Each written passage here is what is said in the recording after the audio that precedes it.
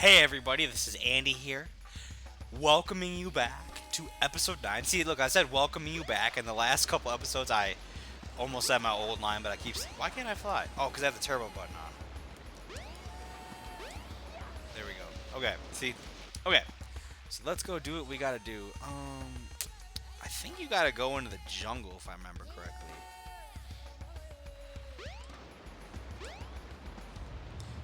So, I'm working out the kinks in my videos.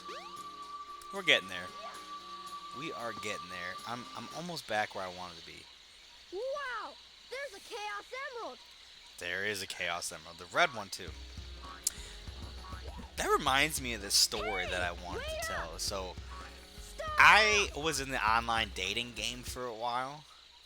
And I met this one girl that I really liked. She was attractive. She was nice. She had a job. She lived by me. She was interested in me. Which was, you know, I gotta say, rare on dating apps. Most girls are just there for an ego boost. I'm just gonna say it. But this girl seemed like she was like genuinely interested in me, and everything was going really well. We were talking, you know. I was trying to like set up a date with her, but she's like, no, it's too early. And I was like, okay, I understand. Oh, come on now. Oh, jeez. But anyways, one day while we were talking, it was so weird. She just got so short with me. It was so weird. Like we were talking, everything was going great, and then I hung out with my friends, and I was like drinking coffee, and I was hanging out with my friends. And this is a word from the wise. Like when you're hanging out with friends or family, like don't try to like text other people. Just be there in the moment with them. But yeah, so I did not text her for a while, and that just sent her over that. This is my theory because I don't know for sure, but she got unbelievably mad. I got done hanging out with my friends, and I texted her, like, you know, I told her what I was doing, and then I continued on our conversation. I was basically like, you know, I told her I got coffee with my friends, hung out, you know, we had some exotic desserts. It was fun. And she freaked out. She's like. And then at the end of the conversation, I asked her what her favorite color was. Which we were still in that point in the dating game where we were asking questions. And, like, I think knowing somebody's favorite color is pretty important, right? Well, not to her. To her, she was offended. She was very offended. She said, so, okay, I will admit, the text that I sent her was kind of long. She sent me a text, and I still remember it. It said, wow, way to write an effing essay. And I was like, okay, that's kind of weird. Then she's like, I'm so glad that you had a fun day. And I was like, wow, that is petty. And she said, what kind of a question is, what's your favorite color?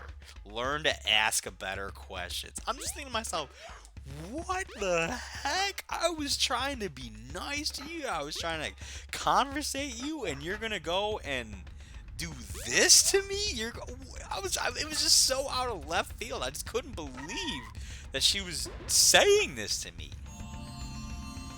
So I did what I think most people would do. Like I said, I apologize if I offended you somehow.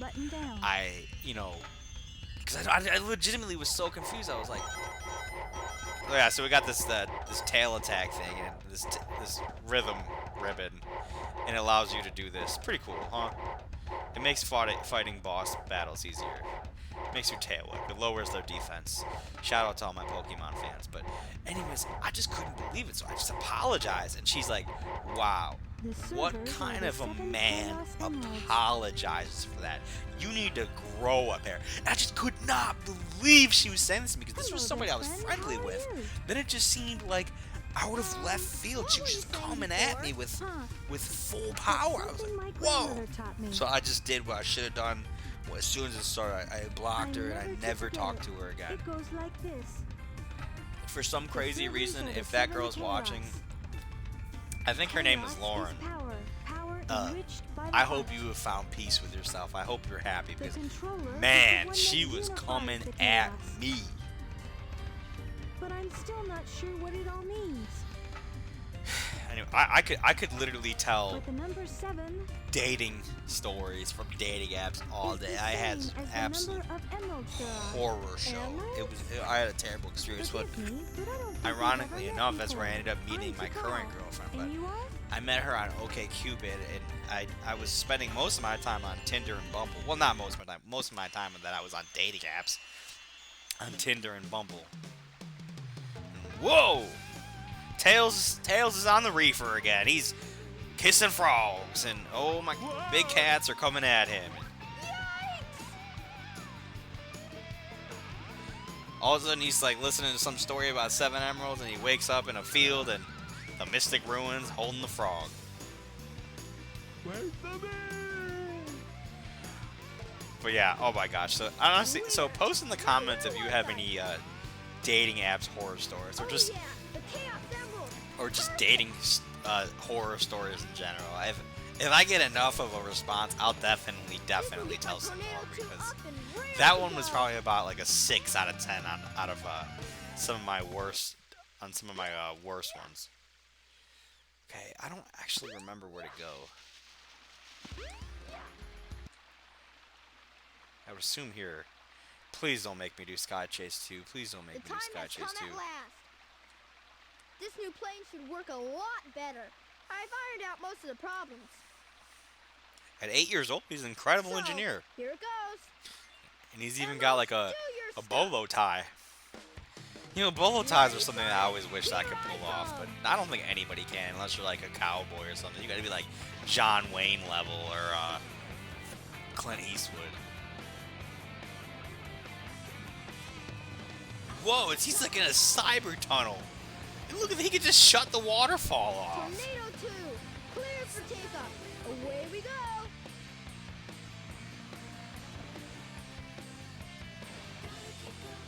He wrote Sonic on the side of his plane. That's how much.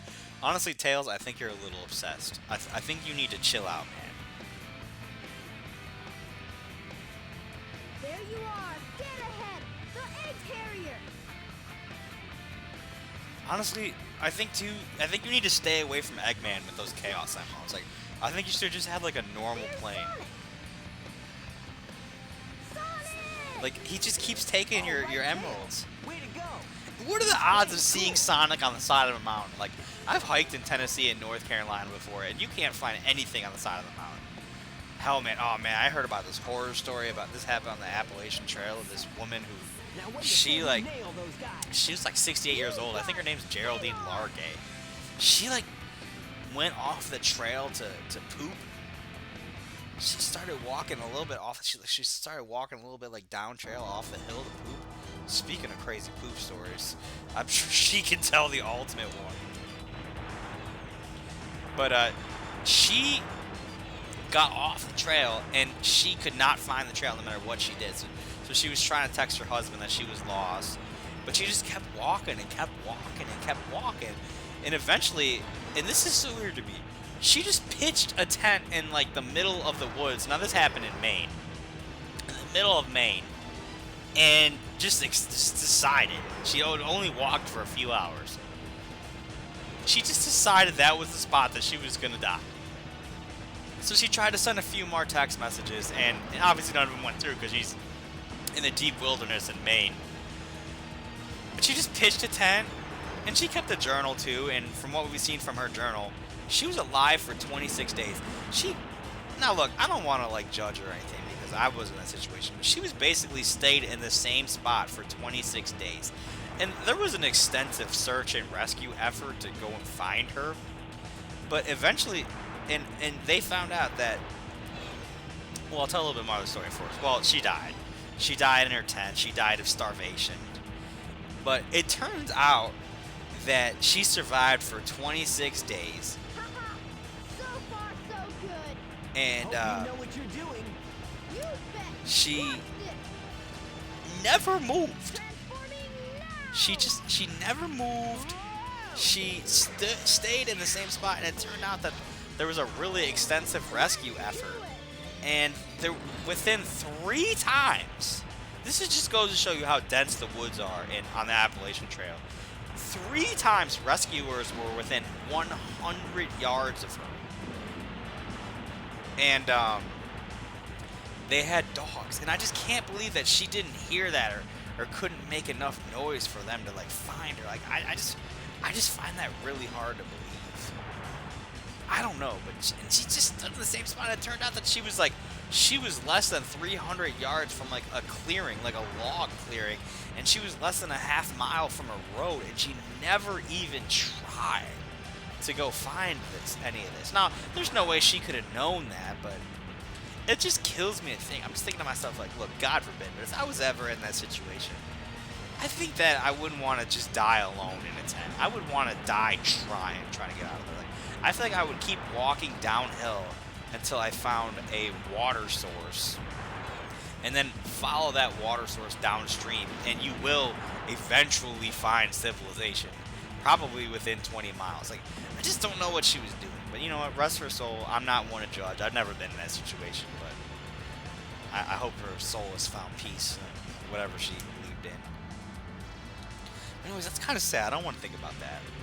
Because I've hiked the Appalachian Trail a few times. Just the other week, I was in Tennessee. I was in the Frozen Head State Park, and we walked up to this one trail. I think it was called the Old Mac South Trail. I walked the top of it. There's this campsite up there. It's got like a picnic table. It's got a chimney fireplace. My brother and I backpacked up there. It's pretty cool. And we got to like stay the night.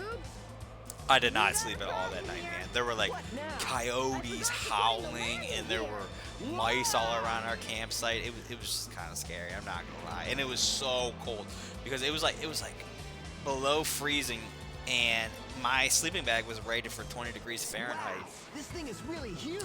But but my sleeping bag failed. Like the zipper failed. Like I could zip it up, but anytime I moved in the sleeping bag, the zipper would stay where it was, but it would unzip, and man, it was so cold. And I didn't realize this for like 2 hours. I was wondering why I was so cold, and I just couldn't get any ideas, Sonic. Couldn't get warm. And then like 2 hours later after this happened, I realized like, oh, my sleeping bag isn't actually zipped. So just a word from the wise too.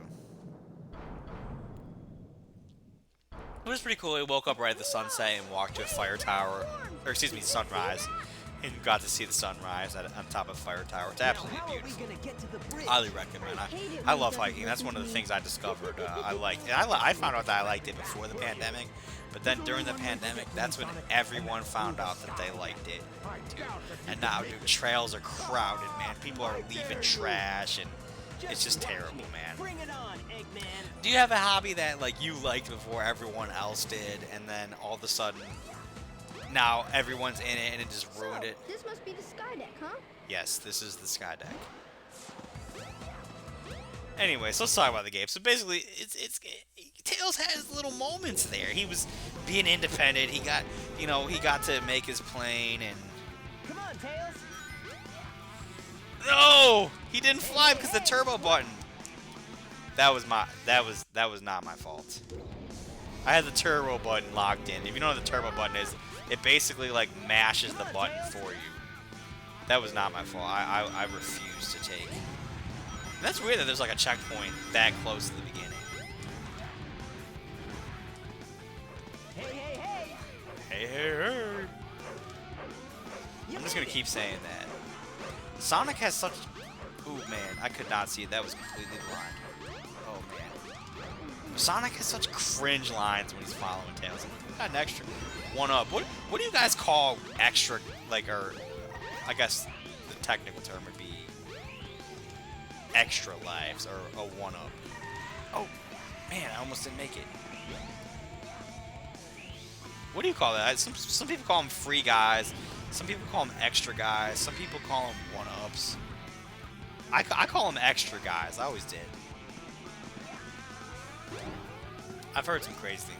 That's another thing that reminded me of that too. So there's this thing, and this probably doesn't happen too much anymore, but in like local multiplayer, especially on like first-person shooters,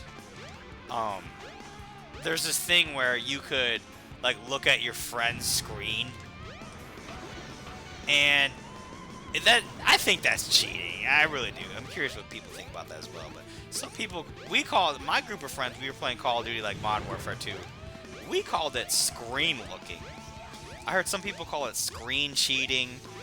I heard other things too, like peeking or whatever, but no! Oh my gosh, I've had a lot of close calls. This all has been scary. But anyways, yeah, so I think that's cheating, and I think it should be not allowed. But anyways, no one plays local multiplayer games anymore, which is, in my opinion, is quite depressing. Because I used to love local multiplayer games, except when someone's being a sore loser. If you've ever played with a sore loser, that's not fun. Yeah. Is that it? Sonic, we should check out. Check out the bridge. So we gotta take the monorail. And the gosh, I've asked my audience a lot of questions today. But I got another question I want to ask is what do you guys think is like the ideal? What does it say? The monorail's out of service. So you gotta take this thing. What do you guys think is like the ideal episode length? Like for me, I've always been a firm believer in trying to aim for 17 minutes. I always just found that to work for me. Like when I watch playthroughs of people. Sonic! Tails! Ha, you're a bit late. Not the birdie! We saw this. Now I gotta fight Gamma. And the Tails is easy, you just spam this. These like character fights are such a joke that you can tell they were put in at the last second by like an intern. No offense to interns, but man, look, we're almost at that 17-minute mark. Like that's just what I like. So what do you guys think is like the ideal episode length? Tails? Move aside, Amy! Get out of the way! No! This robot is my friend. He helped me. Don't hurt him. Robots are friends, not enemies. I don't know. The way it looks like it's going with like artificial intelligence, it doesn't look like robots are our friends. But to be fair, they're programmed by us, but they're starting to get a little smart alecky, you know? I don't like that. Hurry, Tails. Take Amy and get out of here. Well, what about you? I'll find Eggman and put a stop to his evil ways. Sonic can survive like jumps from like 5 miles up in the air, so he's good. Tails can just fly away. F Gamma, who cares? Oh no, he has a propeller. I don't know where that came from, but Eggman's gonna be real mad that his ship got. I'd be pretty pissed too. That thing looks like it's probably like at least $50 trillion if I had to bet. I don't think you get that ordered, that delivered on Amazon. I think you'd have to make that yourself. I don't know. Has anyone looked to see if you can get an egg carrier on Amazon? You can get almost anything. I bet if you typed an egg carrier on Amazon, you'd get some sort of like stupid basket for like Easter to carry eggs. You wouldn't actually get like a giant flying fortress, right? I don't know, but if they did, I feel like if I had like Jeff Bezos' money, I feel like I'd want to buy that. Look at Eggman, he's just flying out of the sky. He's gonna be real pissed about this, I can already tell.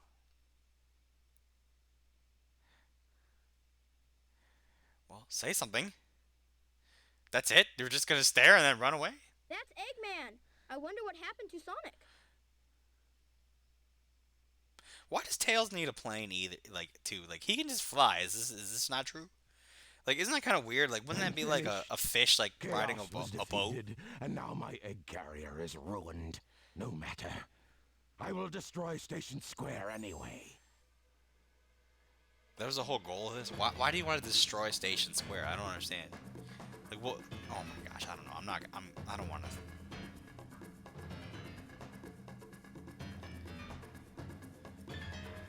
Like, they never explain why he's trying to destroy Station Square. Is he just bitter about something? Like, in Sonic Adventure 2, they go into detail about why he became evil. But in this, they don't really explain anything. It seems like he's just angry out of the blue. Eggman's just got a space station going on over there.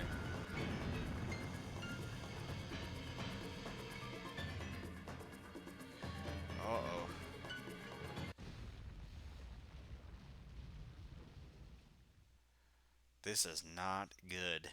Sonic is nowhere to be found, so the only one left to save the day No, it was is a dud. Tails. I can't believe this. Ah, I'll go and deal with this myself. Oh no! I'd better get to that missile before he detonates Oh it. no. Like, I feel like, oh man, that was such bad. It's like, he's, oh no. I see it.